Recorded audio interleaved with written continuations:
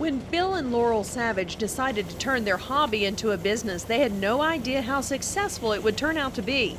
The Accomack County farm family had always grown corn on their farm, but 1 year later, Bill decided to grow heirloom Indian corn to sell at market. We went ahead and shelled it out for chicken feed, and I put some in my old 1930s John Deere Let's grinder and started grinding it up, and I smelled this really sweet aroma to it.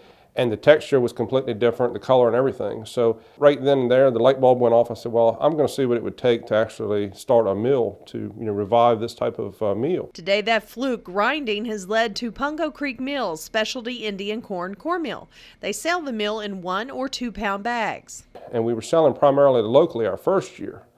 Now, this year, we decided we would take it one level further and try to go across the bay over to Richmond area and middle part of the state, and took it to the Virginia Food and Beverage Expo. And when we took it there, we came back with the Best New Food Product Award. The judges really liked it, and they thought it was something different as well. So that's when we knew we had something really totally unique. But this year's product will be sold out quickly as the drought from the summer of 2010 turned costly. We grew 16 acres of our Indian corn, and we lost it all to the drought. This drought, everybody tells me, was about a 100-year drought, and we were able to save seed out of it, and we've got a limited supply left of corn that we're continuing to grind and finish up. But we're going to have a dry spell on the Indian corn this year for our crop that we grow. But if you're lucky enough to try Indian cornmeal, there's a recipe right on the back of the bag for traditional sweet Southern cornbread. It can also be used to make breakfast grits, cookies, and spoon bread, as well as sauce for crab casserole.